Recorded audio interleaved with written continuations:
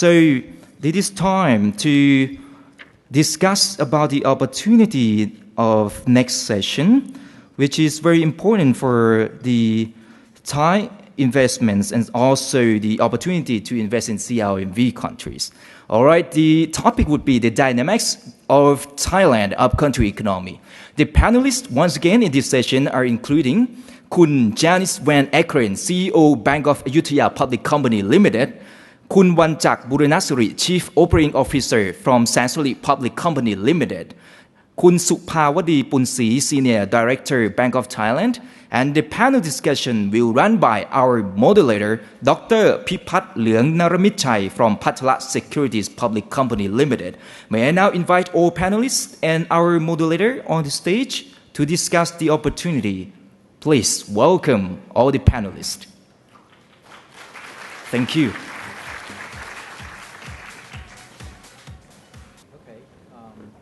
Welcome back to the second session of this afternoon. Over the next 50 minutes, I think we will be talking about the dynamics of the upcountry economy. I think that's be interesting topics, and we're quite privileged to have our expert panelists here. Let me have the quick introduction to each of the panelists. Our first panelist, Kun Supawadee, she's the Senior Director of Bank of Thailand Northern Region. So she's in Chiang Mai, and she has lots of experience in Chiang Mai. And her responsibility is analyzing the economic situation in the northern region of Thailand. So I think she would give us lots of perspective from the central banker and as well as someone who's in the region. Please welcome Kun Supawadee. Our second panelist, she's a Chief Executive Officer of the Bank of Ayutthaya, or what we know as Bank Krungsri in Thai. It's the fifth largest commercial bank and soon to be bigger. And she's been in Thailand for 6 years, I believe, before serving as a CEO of the bank. She was the CFO of the bank, so she has lots of experience in Thailand, and she could give us the perspective of a commercial banker and as well as someone who used to live outside of Thailand and how things are going here in Thailand. Please welcome Kun Janice. And our final panelist here, he's the Chief Operating Officer of Sansiri. I think it's one of the fastest growing real estate developers in Thailand. And he's responsible for basically the company operation. So he has lots of hands-on experience and he has a lot to share with us today from the perspective of the developer. Please welcome Kun Wanchak.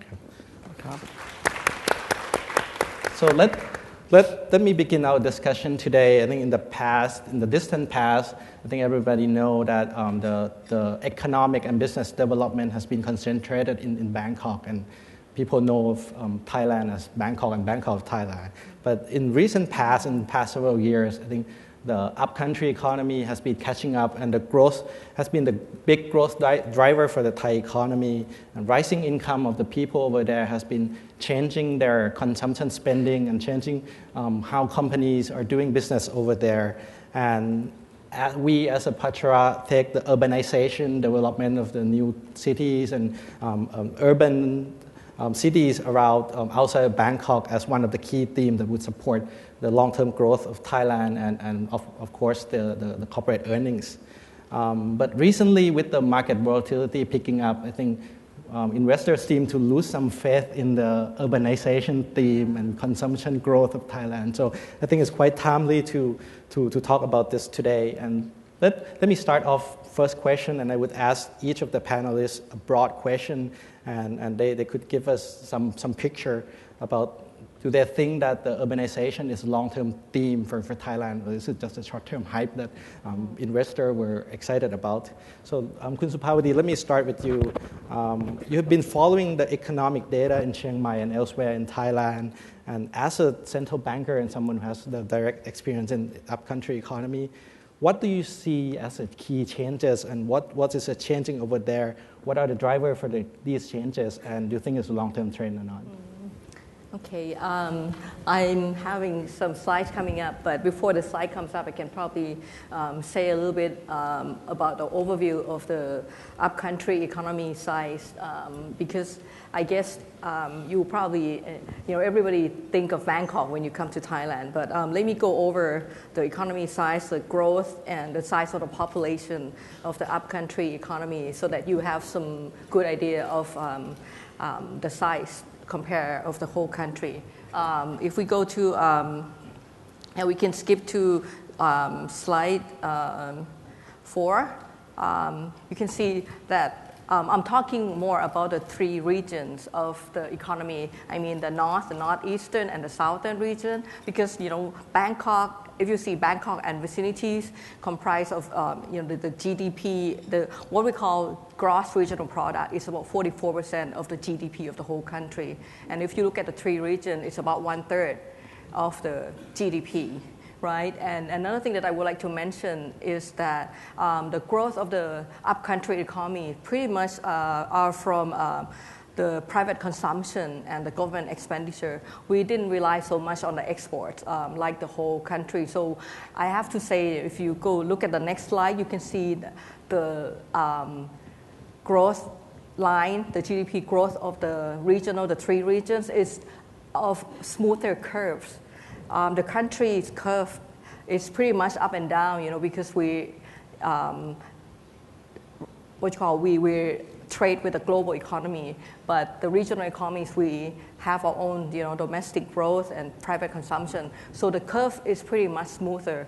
So I can probably say, because I'm in Chiang Mai for about 2 years now, I have a bit of a bias, so we're a bit more resilient than the country. Another reason why, the next chart will show that we have about 2/3 of the population of the whole country. So there's a great potential that these population will move more to the urban areas. And another thing that I would like to share with you is that in the upcountry economy, we are more diversified in the sense that compared with the whole of Thailand, you may know already that our industrial and manufacturing sector comprises of like 30% of the GDP. And agriculture is only 8%. But upcountry, we're more diversified. Industry and manufacturing sector is only about 16% of upcountry economy. Agriculture is still about 20%. And one interesting thing is education. We have people from Bangkok and all over the place studying, in big cities, in Khon Kaen, Mahasarakham, and Chiang Mai. So education, the GRP from education is about 9% of the GRP of the upcountry economy. This is just one different things that I would like to share with you. So this just showed that there's potential, great potential for the upcountry economy to grow from here. Because we start from a small pie to see, and in a growing pie, I hope that we can have a better share. And if you look at what drives the upcountry economy recently, I have to say that even though we don't export so much to other countries in the globe, but we export a lot more with our neighbor country, especially after Myanmar opens up her country.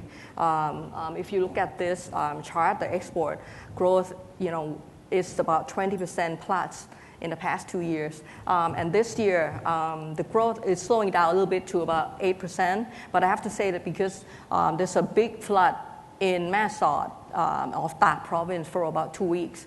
And we export goods from there a lot. So that's why the growth is slowing down a bit. But it's still very decent compared with the negative growth of the export of Thailand. So we're quite a cushion, and we're quite resilient in terms of our diversification along different sectors of the economy. And if you look at the investment, one other thing is that I think the private sector, after listening to all our previous guest lecturers, we can see that the private sector have seen this growth potential in the big cities. So, you can see that there are new developments, new condos, building new houses in these, big cities of the upcountry, in the urban area, Khon Kaen, Udon Thani, Songkhla, and Chiang Mai. So many new units are being built. Besides the condominiums, we have real estate, the houses And another thing are shopping malls. In Chiang Mai, we have 3 big shopping malls being built at the moment. One interesting thing is that we have a shopping mall called Promenade. It's owned by the Netherlands groups. And it's interesting that they must have seen the potential of Chiang Mai and upcountry connecting to China and other countries. So it's the first place that they are investing in Thailand is in Chiang Mai.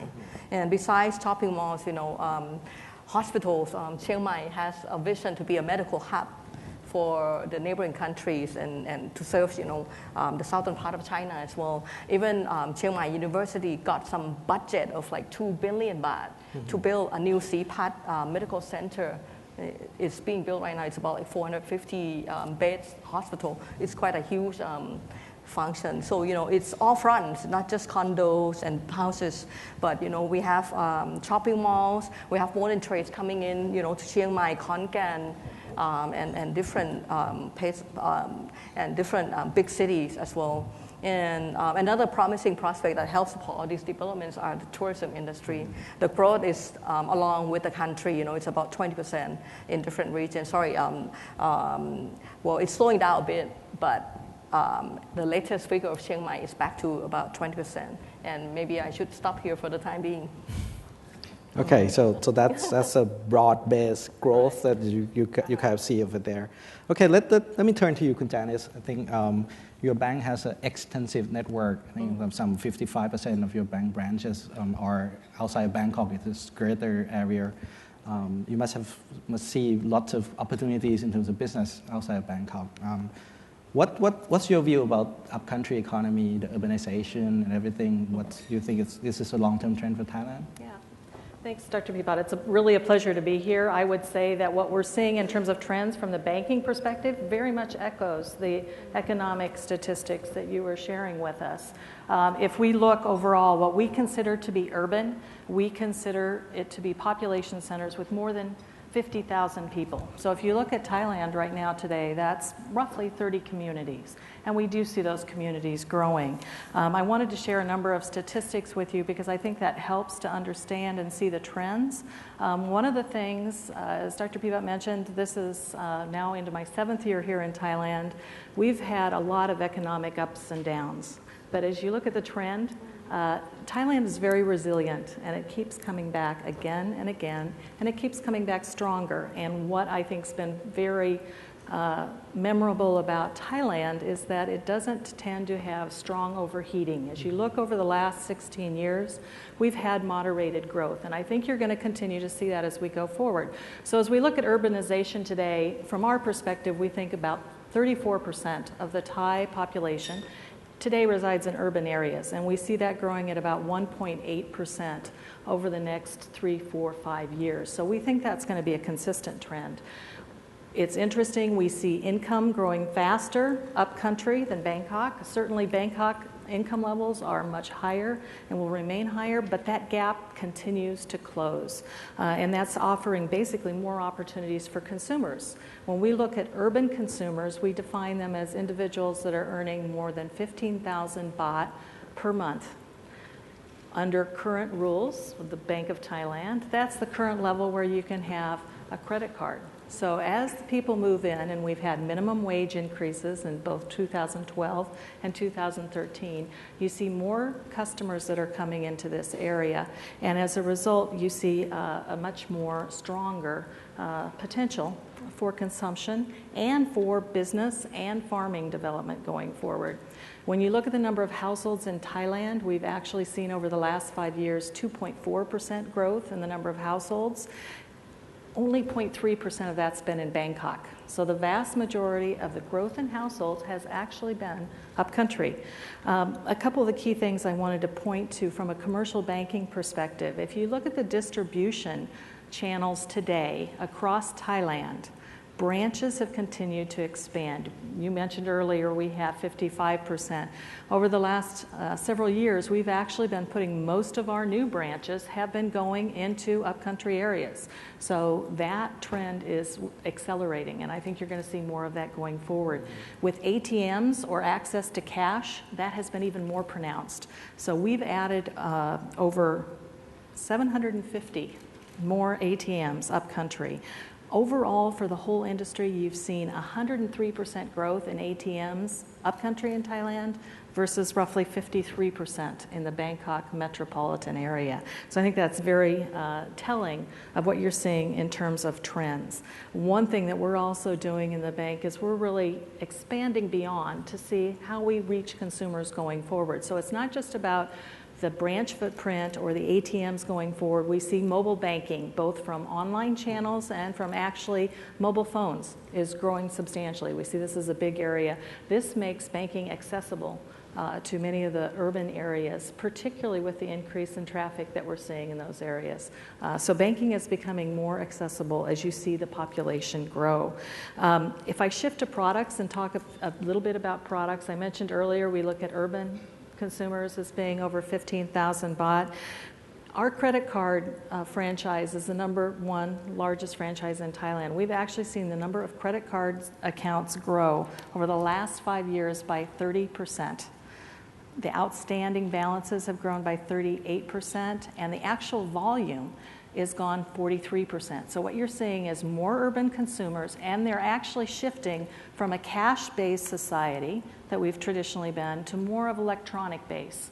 So you see that being much more widely accepted, and it's not just used for actual borrowing, it's actually used as a payment pattern. So that's clearly one trend we see upcountry as we go forward. I think what's even more telling, and you referenced this with the shopping centers, we see that with our partners too. Central Department Store, Tesco Lotus, Home Pro are all expanding strongly upcountry. I think Tesco Lotus is a fantastic example. In upcountry, they've gone from 150 outlets 5 years ago to 879 outlets as of last year. That's over a 56% annual growth rate upcountry versus 14% in Bangkok. So I think the trend for growth is alive and well in the urban community. You mentioned mortgages as well, and I'm really anxious to hear what you have to say. We see a couple trends there. As we look at mortgages, we actually see our numbers going up 17% in terms of upcountry versus only about 11% in Bangkok. So the trend currently is moving in that direction. The other trend that we see, which I'm sure you're seeing as well, is a strong trend from self-built homes upcountry, which used to be the trend now, to developer properties. And so I think that is a trend that's going to continue. Overall, as a result, we're seeing customers upcountry grow, and we're seeing their use of banking services grow. Banking products per customer upcountry have grown strongly from 2.5 for us several years ago to 2.9. And I think maybe one of the most telling for me is as we talk about Set in the City and the road tours, you've seen upcountry an increase in the number of trips, in the participation, and in the diversity of where the set's going. So I think that actually all leads to a positive trend for urbanization going forward. Great. We also see foreign investors coming to Thailand asking for trips to go to like Khon Kaen, Udon, Chiang Mai, and so that's a good trend. Okay, let me turn to Wanchak. What's your view on that as a developer? Do you see the same trend going on in terms of the real estate market? Well, thank you. I have quite an easy job because the groundwork's been laid by Janice and Supawadee. Basically, the growth that we've seen in the last couple of years that we've been in the upcountry is that there is a clear demographic change and lifestyle change within the communities in the upcountry. We see that.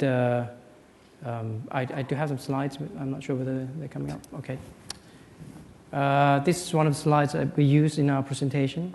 You can see that, as Janice said, the income from Bangkok is, although it's the highest, it has the lowest growth of around 35%, whereas all the other provinces are growing much faster, and the gap is as Janice said, is narrowing. And on the right-hand side is the GRP of the Bangkok portion that represents to the national GDP. It's in the last 11 or so years has fallen from about 51% to around 44%. So the importance of upcountry economy is growing. As Supawadee said, I'm very glad that she said about the education. The trend now is that the rural people are no longer dependent on Bangkok as a center stage anymore. True, Bangkok education is probably the first choice, but not reaching the first choice, instead of trying again second choice and third choice in Bangkok, now they're moving away. They are happy to stay home and be educated in the locally. Another significant trend is the availability of the low-cost airline flights and destinations. It has grown quite substantially. The three major airliners, Thai, AirAsia, and Nok Air, covers more than 25 destinations. And as we go, Janice said also to retail, because of the purchasing power of the rural people has grown, so has the retail. Another interesting statistic is that the top 8 retail conglomerates has grown 100% over the last 7 years. So the picture, the image that you have of the rural people being, just farmers and basically outback people is no longer the case. People are more brand conscious. They are more easygoing. They do shop in the branded stores, and they do go out more to have dinner outside rather than staying in. So it's more of an urban trend. It's more like the Bangkok living. You don't stay at home having dinner with your family anymore. Another interesting statistic in terms of demographic is that number of persons per household are getting smaller and smaller. I think it's a culture shift similar to Bangkok, in a sense that maybe 10, 15 years ago, it's not just the children are not wanting to live away from home. It's more the parents allowing children to live away from home. Nowadays, I think the practice is more acceptable. Parents are willing to have their kids stay away from home, especially in Bangkok, staying weekdays in a city. But for upcountry, condominiums are more acceptable as a place of living. So people are spending away from their home. A little bit about Sansiri. We've expanded very aggressively outside of Bangkok, evidently in the last 2 years. In 2011, we used to be around almost about 90% in Bangkok and about 10% outside of Bangkok. And we realized that the growth that we want to deliver has to come from upcountry if you want a stronger growth, because we believe the Bangkok market is a bit mature and a bit more saturated. So we believe the growth in Bangkok is still available, but not that much. So in 2011, we started expanding in upcountry, and as you can see, about 40% upcountry in 2012 and 2013. But the mix is a bit different. Last year, it used to be about half, about 20% in the as in holiday homes market, and about half in the localized market. This year, we have shifted more focus on the urbanization play. And we believe that that's the trend that's going to go forward, that it's going to be sustainable. So we're expecting about 35 to 45% mix of upcountry market going forward. So from that trend, I think the upcountry market that we're talking about is still limited to the big cities outside Bangkok, right? So, yes. still like I'm talking about like in northern area would be only Chiang Mai and not much elsewhere. Right? Yes. Is that the case or? Well, we've divided into tiers, of course. The bigger population, the more bigger the market. So we put them in tier 1. Unfortunately, I don't have the slides for that. But we do grade them. Obviously, the better ones we do go first. And once we have maybe exhausted the demand, then we move on to a new location. We used to be around 5 to 6 locations last year. We are now more than 15. Right. Okay. Thank you. And so maybe let me come back to you. We talk about the changes we witnessed over the past several years. What do you see in terms of the outlook going forward, and what would be the key drivers that are going to drive this trend going forward? Let me go back to my slide number 12 about urbanization factors. Well, the key drivers, one is the government policy that has been mentioned by earlier in the earlier presentation, especially by the Deputy Prime Minister. So we are having a lot of rail and roads project connecting Bangkok through major cities up in the north, in the northeastern, and in the south. So that's one kind of policies that will help people move out of Bangkok to live in big cities. And another, I shouldn't forget, another major factor would be the big flood that we had in the central region and in Bangkok 1 or 2 years ago. So that's one of the driving factors for people to buy second homes in area where with a higher level from the sea, like Chiang Mai is about 600 meters up from the sea level. So Chiang Mai property,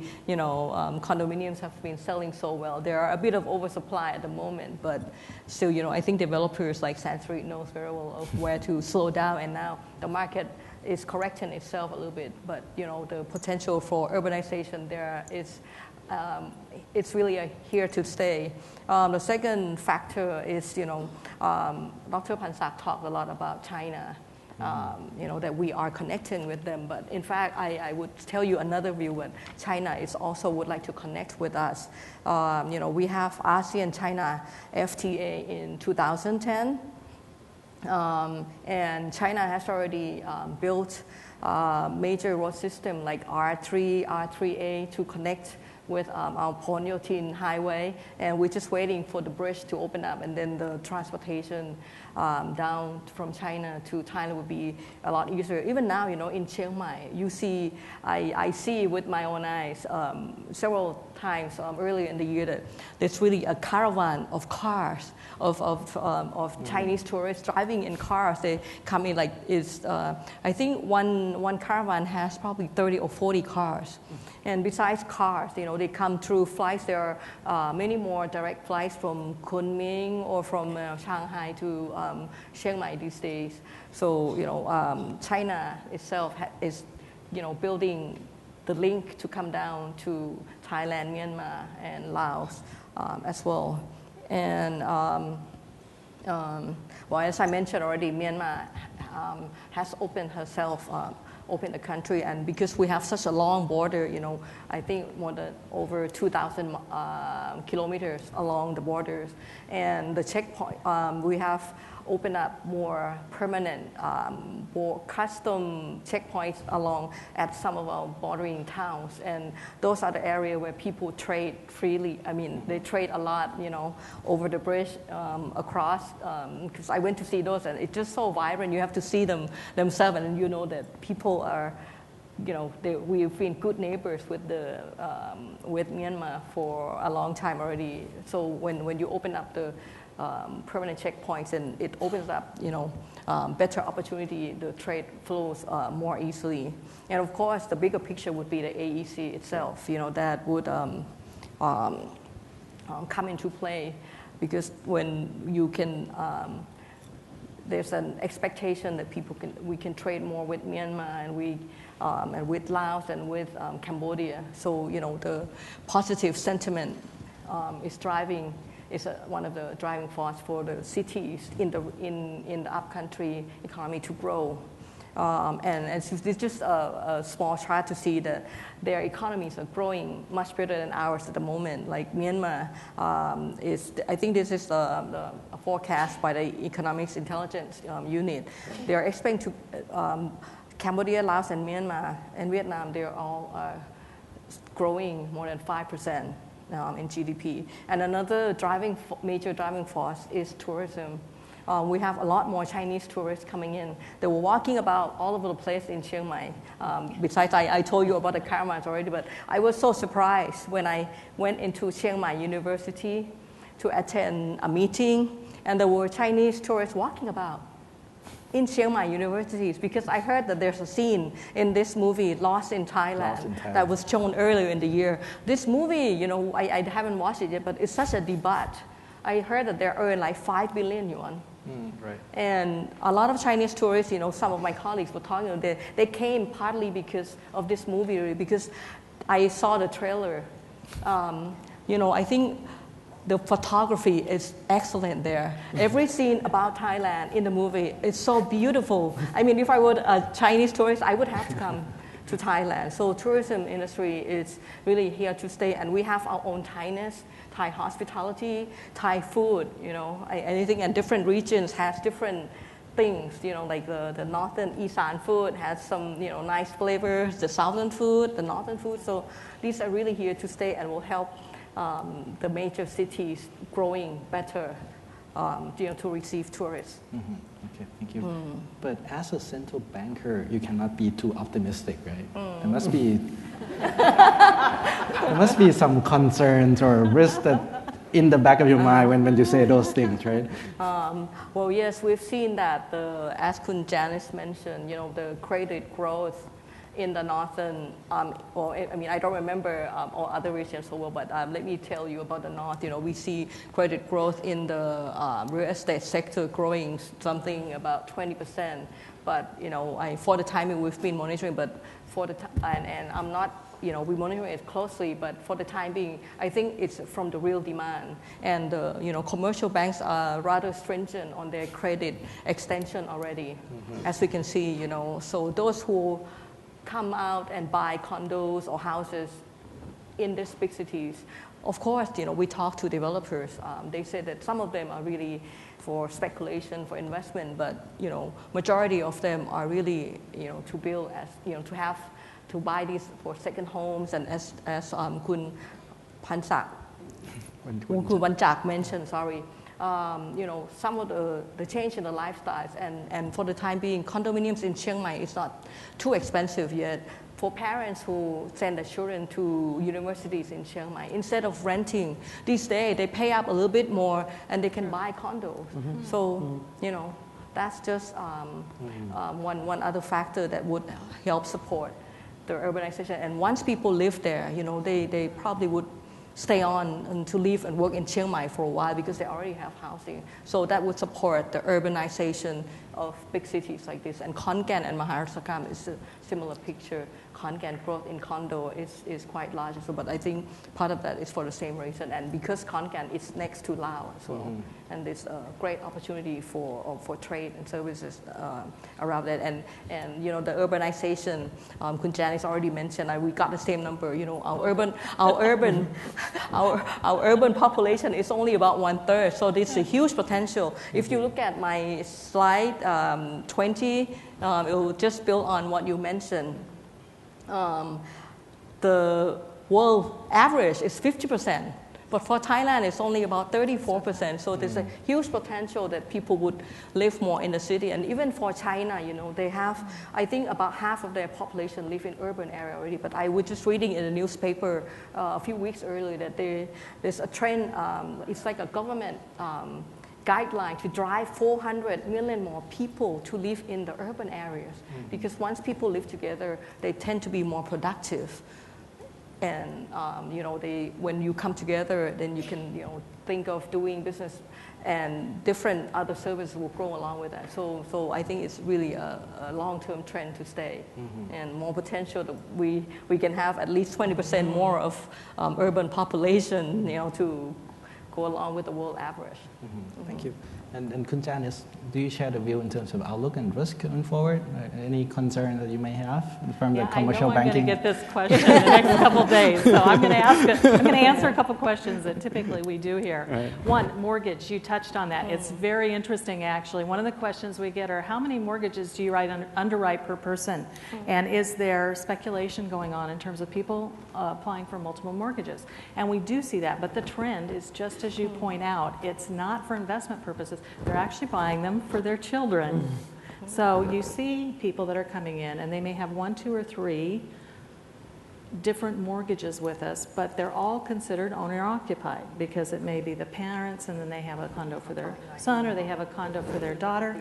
So this is a trend that we see, and has been pointed out, those condos typically are very moderately priced in many of these new urban areas, so that's a good opportunity. The other thing we see is with the new infrastructure projects coming in from the government, we've got $2.3 trillion in new products coming online. You talked about airlines. The high-speed trains are going to be a tremendous opening up for Thailand in terms of being able to access areas that today take hours are going to be much more accessible going forward, and I think that's going to speed urbanization going forward. We're going to have a number of opportunities.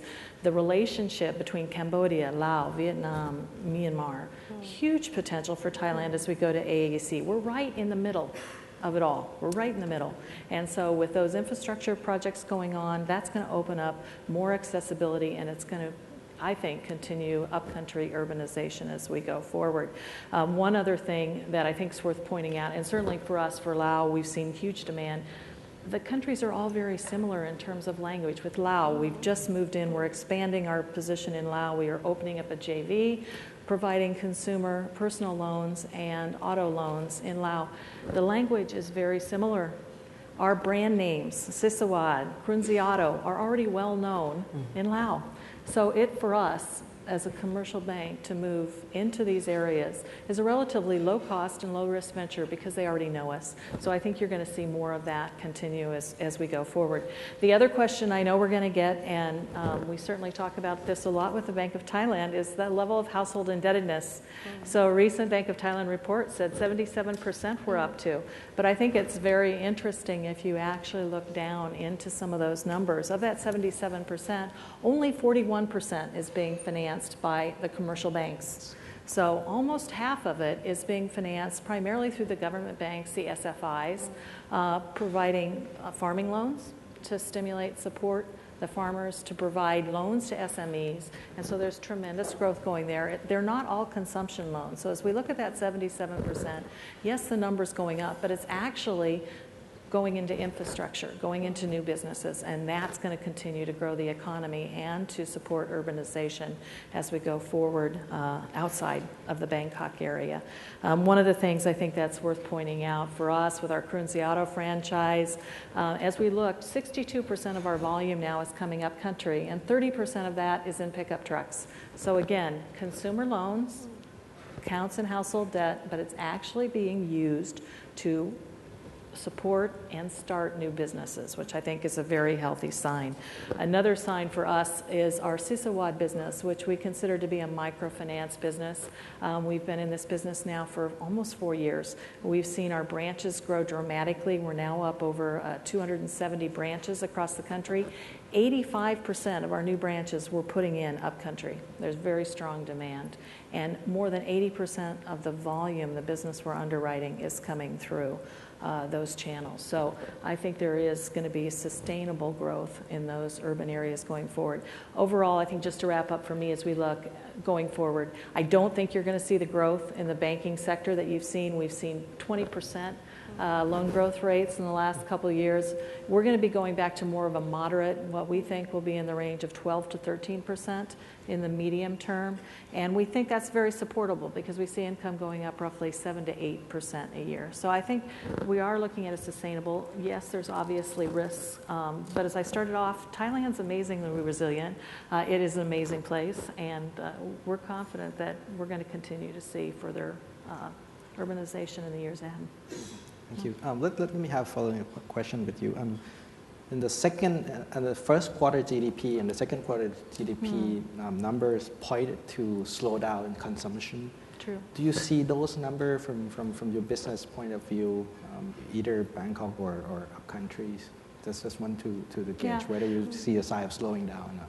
Our loan target for this year is 12%. As we looked at the first 2 quarters, we were actually pretty much on target with what we anticipate. Typically in the second half of the year, because of what we see primarily as consumer demand, we see an uptick in the 3rd and 4th quarter. We are seeing some slowing there, but we are still cautiously optimistic when we look what's going on, that 12% growth rate for this year is still achievable.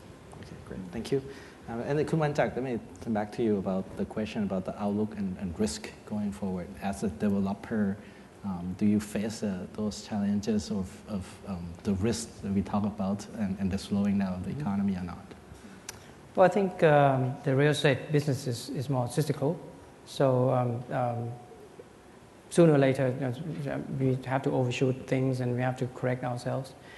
In some provinces, yes, of course, we've have some oversupply, and we are doing things to correct that in the sense that we're going to hold back launches until the market is ready for new launches, and then we'll go back again. We're not going to risk ourselves into oversupplying the market. But I think overall demands going forward, I think it's going to be very much depending on the investments, the government's investment, especially in the infrastructures. The 2 trillion baht investment is very important. It's about connectivity. The north-south corridor from China down to Singapore, and east-west from Myanmar to Vietnam.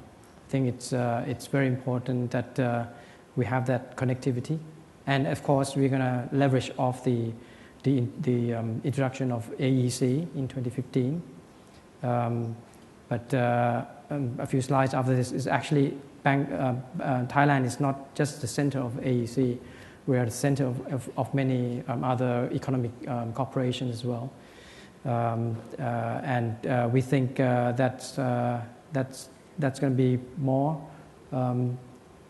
growth in the rural, in the upcountry market than what you see in Bangkok. Supawadee, I think you have something to add. Let me add that in addition to all this growth, we definitely have to be concerned if the cities are growing too fast. Of course, I've heard some of the colleagues in the private sector mentioning that there's really some labor shortage in certain kind of skills. So the skill required and the labor that we have in certain areas are not so well matched. So that's one of the challenges of urbanization to come, is how to develop the skill of the labor to serve the need of the growing sector, like in the property.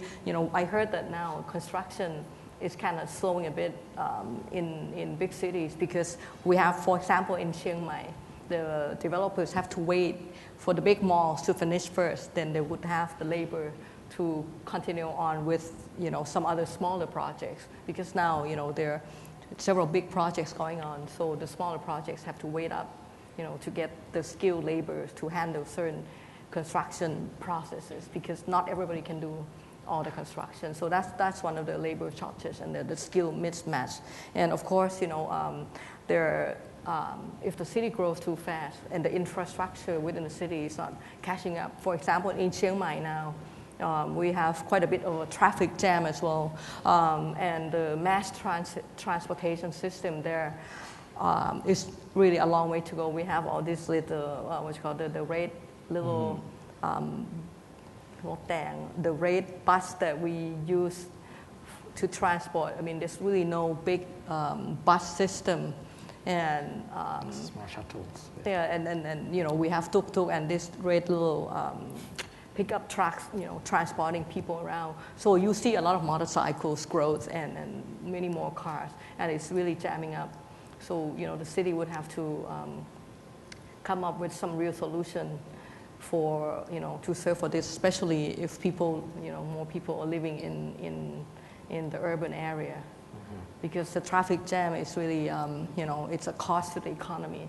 Gasoline and time wasted. So that's just a few examples that it's the challenges that big cities in the urban area would have to handle. And Kun Wanchak, how the developer deal with that problem in terms of the shortage of labor and shortage of skilled labor?